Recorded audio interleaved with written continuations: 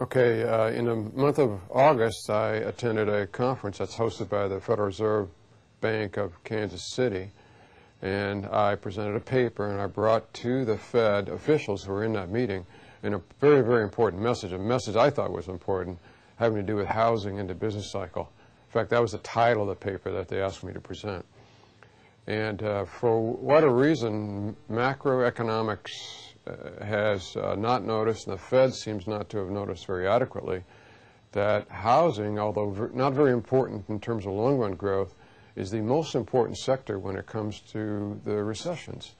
It's the only sector in the economy that consistently gives us an early warning sign that there's going to be a recession. We've had 10 alarm bells rung off with a weak housing sector similar to what we have now. And 8 of those 10 led into recessions. 2 did not. You can call those false alarms. But in 1967, there was very great weakness in housing. An alarm went off.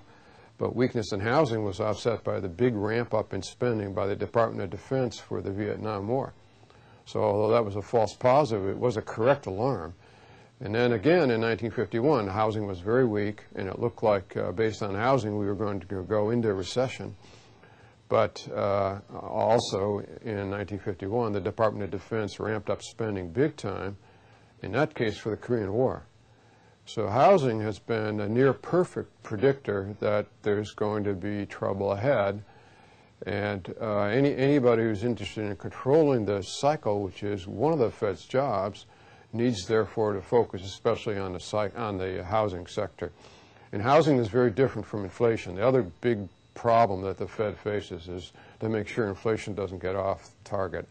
The Fed really has 2 tasks, which is to control inflation and keep the cycle not so frequent and not so deep so that employment continues to grow in the U.S. economy. But the control of inflation is very, very different from control of housing. For inflation, there's a very serious problem with persistence. Once it gets going, it just keeps going and going.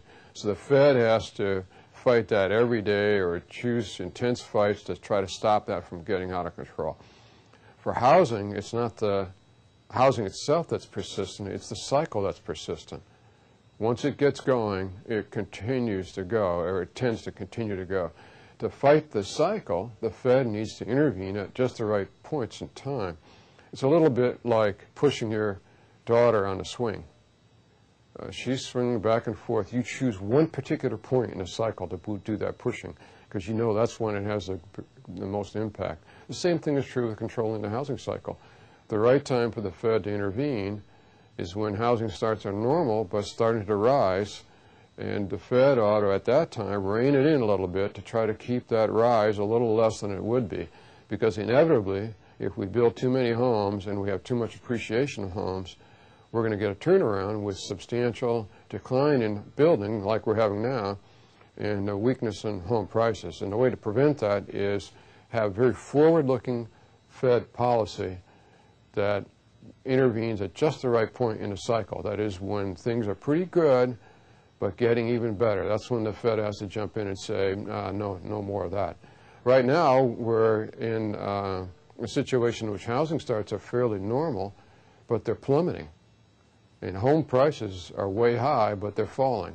In this kind of environment, the Fed has very little impact. Very little impact because of small rate cut like we're likely to have today, as a matter of fact, which September 18. That small rate cut isn't going to save the housing sector.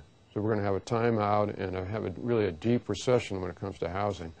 The Fed, in my opinion, would do us all a favor, not just the folks in the housing sector, would do us all a favor if it were to concentrate a lot of its psychic energy on smoothing out that housing cycle.